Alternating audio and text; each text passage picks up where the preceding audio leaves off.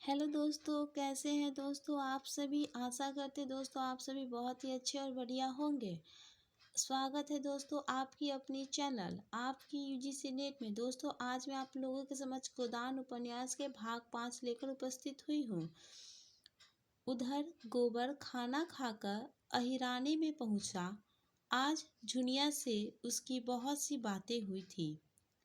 जब वह गाय लेकर चला था तो झुनिया आधे रास्ते तक उसके साथ आई थी। गोबर अकेला गाय को कैसे ले जाता। अपरिचित व्यक्ति के साथ जाने में उसे आपत्ति होना स्वाभाविक था। कुछ दूर चलने के बाद झुनिया ने गोबर को मर्म भरी आंखों से देखकर कहा, अब तुम काहे को यहाँ कभी आओगे। एक दिन पहले एक तक गोबर कुमार था। गांव में जितनी युक्तियाँ थी वह या तो उसकी बहनें थी या भाभियाँ। बहनों से तो कोई छेड़छाड़ हो ही क्या सकती थी। भाभियाँ अलबत्ता कभी कभी उससे ठठोली किया करती थी, लेकिन वह केवल सरल विनोद होता था। उनकी दृष्टि अभी उसके यौवन में केवल फूल लगे थे। जब तक फल ना लग जाए उस पर ढेले फेंकना व्यर्थ की बात थी और किसी और से प्रोत्साहन ना पाकर उसका कौमार्य उसके गले में चिपटा हुआ था। झुनिया का वंचित मन, जिसे भावियों के व्यंग और हास्य विलास ने और भी लोलुप्त बना दिया था, उसके कौमार्य से ही पर ललचा उठा और उस कुमार में भी पत्ता खड़कते ही किसी सोते हुए शिकारी जानवर की तरह यौवन जाग उठा। गोबर ने आवारणहीन रसिकता के साथ कहा, अगर भिक्षु को भिक्षा मिलने की आशा हो तो वह दिन भर और रात भर दाता के द्वार पर खड़ा रहे। झुनिया ने कटाक्ष करके कहा, तो यह कहो तुम भी मतलब के यार हो। गोबर की धमनियों का रक्त प्रबल हो उठा। बोला, भूखा आदमी अगर हाथ फैलाए तो उसे क्षमा कर देना चाहिए। झुनिया और गहरे पानी में उतरी। भिक्षुक जब तक उस द्वार ना जाए उसका पेट कैसे भरेगा। मैं ऐसे भिक्षुकों को मुंह नहीं लगाती। ऐसे तो गली गली मिलते हैं। फिर भिक्षुक देता क्या है? आशीषों से तो किसी का पेट नहीं भरता। मंद बुद्धि गोबर झुनिया का आशय न समझ सका। झुनिया छोटी सी थी, तभी से ग्राहकों के घर दूध लेकर जाया करती थी। ससुराल में उसे ग्राहकों के घर दूध पहुंचाना पड़ता था।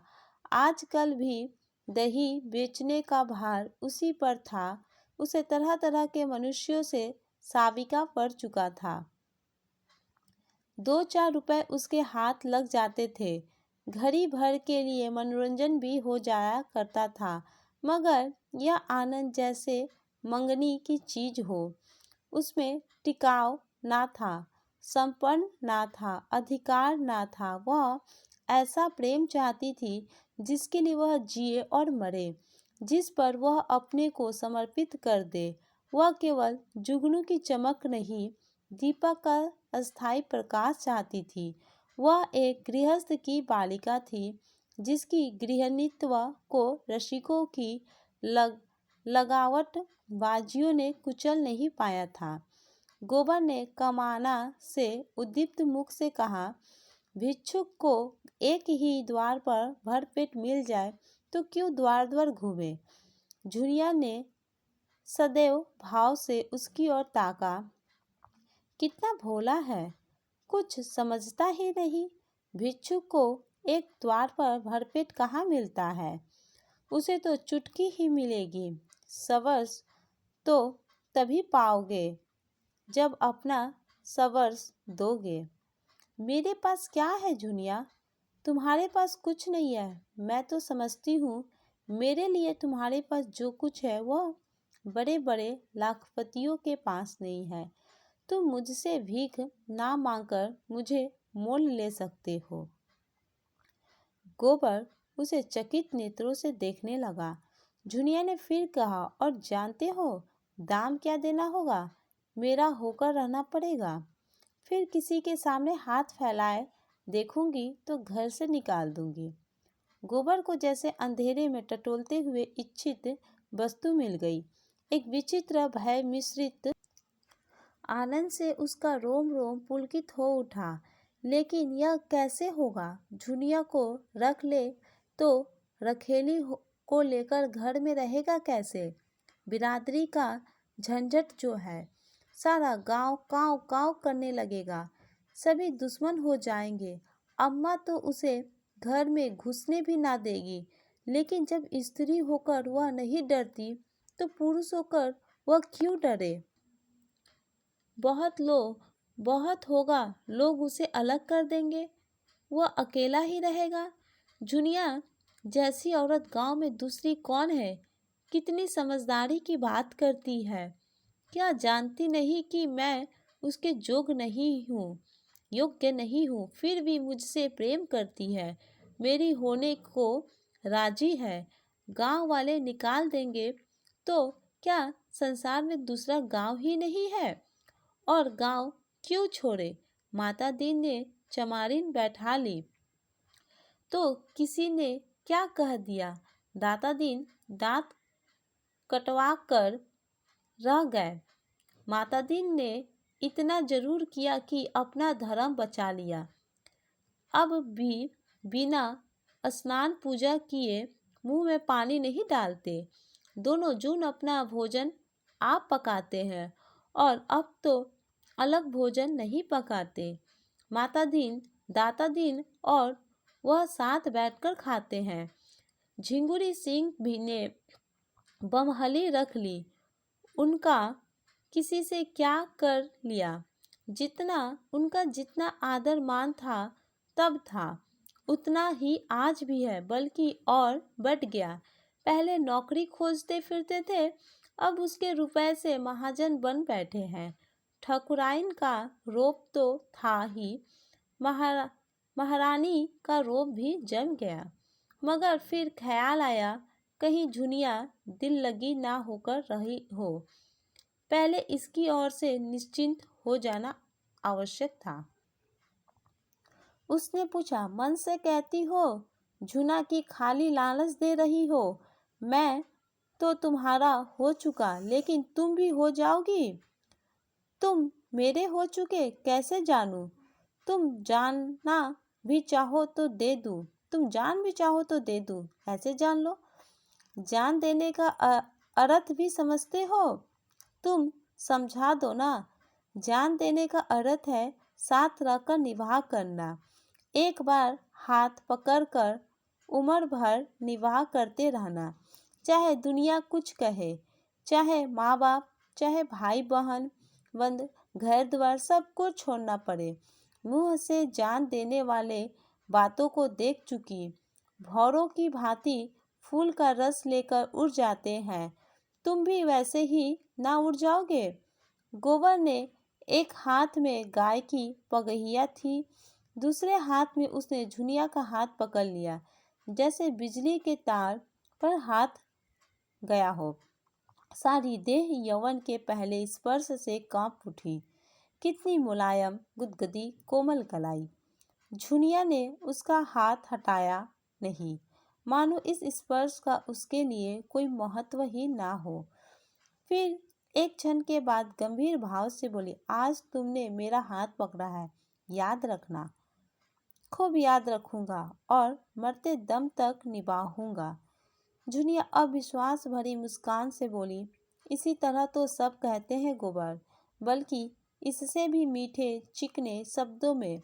अगर मन में कपट हो मुझे बता दो, सचेत हो जाऊं। ऐसा मन को नहीं देती। उसने तो खाली हंस बोले लेने का नाता रखती हूँ। बरसों से दूध लेकर बाजार जाती हूँ। एक से एक बाबू महाजन, ठाकुर, वकील, अमले, अफसर अपना रसियापन दिखाकर मुझे फंसा लेना चाहते हैं। कोई छाती पर हाथ रखकर कहता है, झुनिया तरस मत। कोई मुझे रसीली नशीली चितवन से घूरता है, मानो मारे प्रेम के बेहोशे हो गए हो। कोई रुपए दिखाता है, कोई गहने, सब मेरी गुलामी करने को तैयार रहते हैं, उम्र भर बल्कि उस जन्म में भी। लेकिन मैं उन सबको नस पहचानती हूँ, सब के सब भौरे रस लेकर उड़ जाने वाले हैं।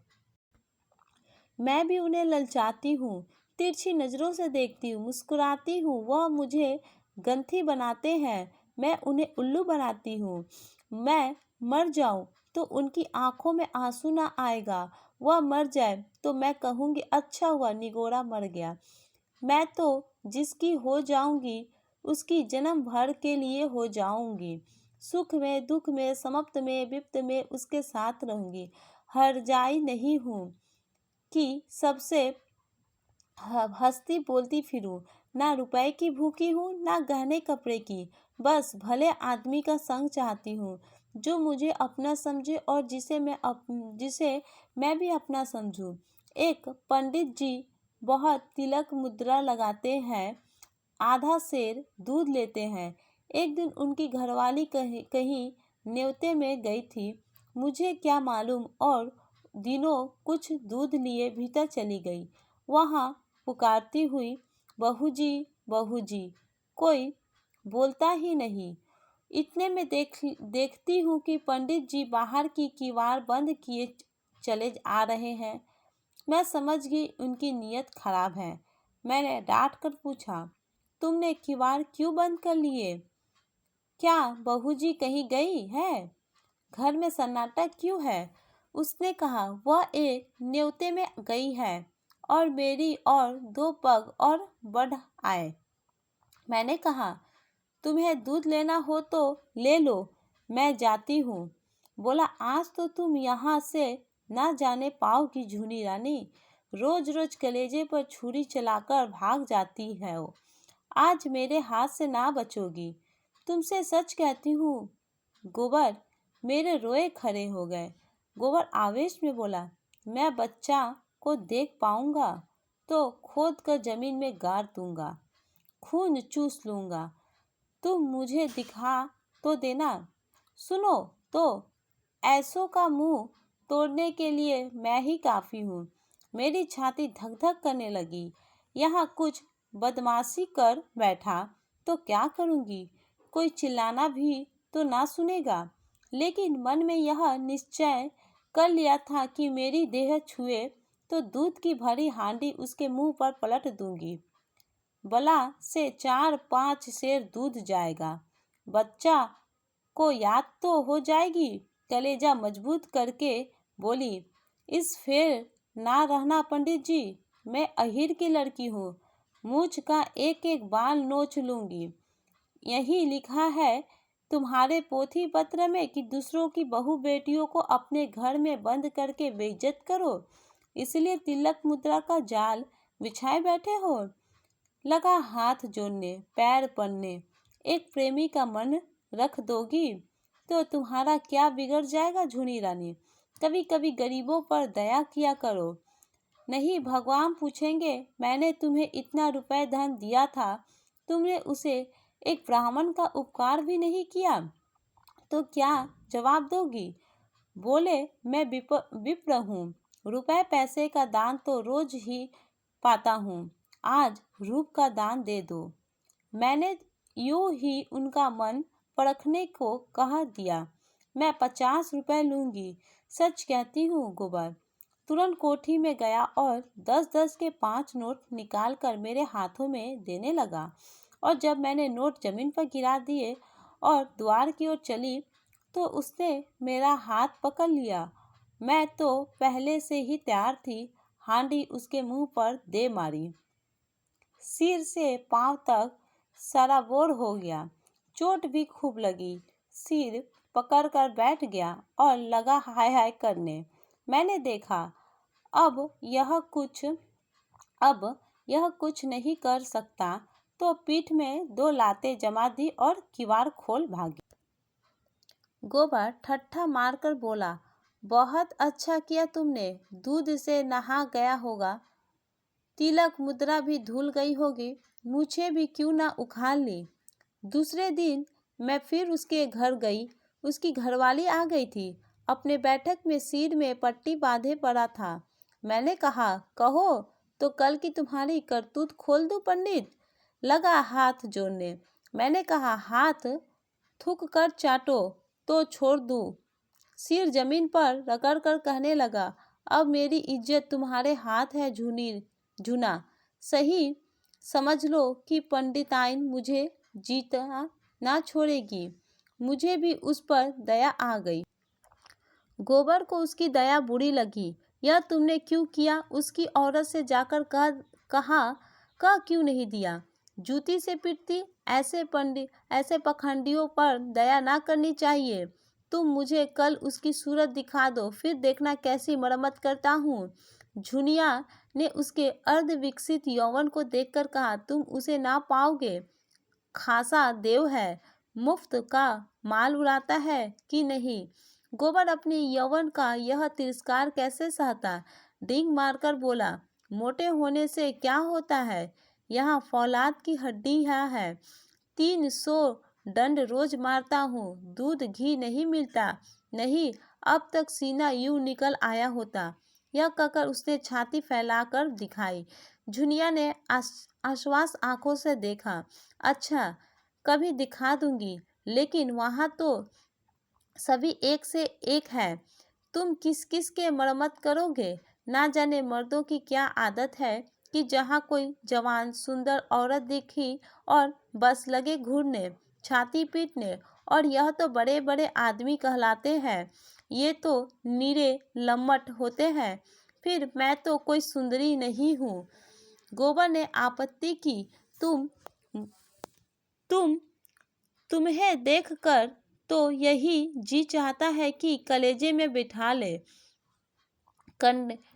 ले। झुनिया ने उसकी पीठ में हल्का सा धूसा जमाया। लगे और से तरह तुम भी चापलूसी करने। मैं जैसी कुछ हूँ वह मैं जानती हूँ, मगर लोगों को तो जवान मिल जाए घड़ी भर मन बहलाने को, और क्या चाहिए। गुण तो आदमी उसमें देखता है जिसके साथ जन्म भर निवाह करना हो। सुनती भी हूँ और देखती भी हूँ। आजकल बड़े घरों की विचित्र लीला है।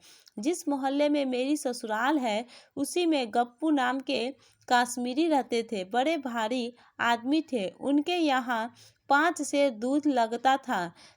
उनकी 3 लड़कियां थी। कोई 20-20, 25-25 की होगी। एक से एक सुंदर। तीनों बड़े कॉलेज में पढ़ने जाती थी। एक साहित्य कॉलेज में पढ़ाती भी थी। 300 का महीना पाती थी। सितार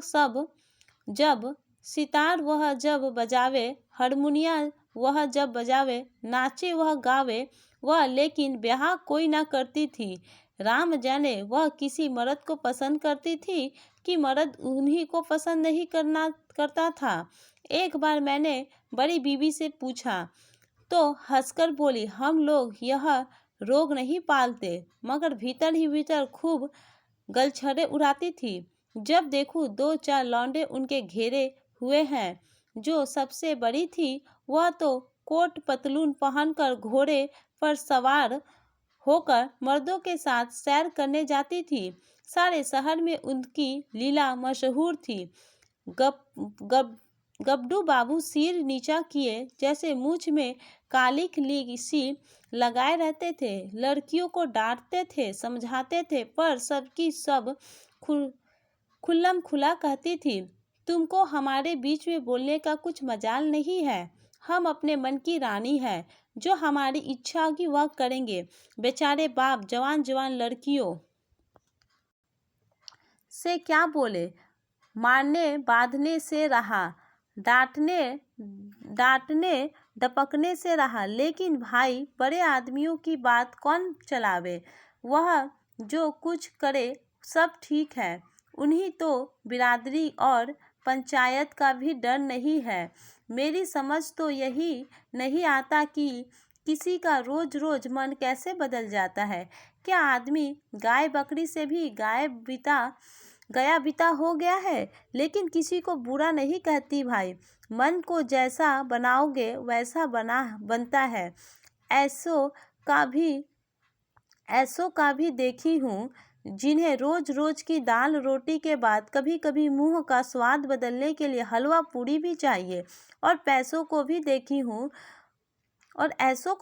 हूँ जिन्हें घर की रोटी दाल देखकर ज्वर आता है। कुछ बेचारियाँ ऐसी भी है जो अपने रोटी दाल में मगन रहती है, हलवा पूरी से उन्हें कोई मतलब नहीं। मेरी दोनों भावाजों को ही देखो, हमारे भाइयों काने कुबड़े नहीं है। 10 जवानों में एक जवान है, लेकिन भावाजों को नहीं भाते।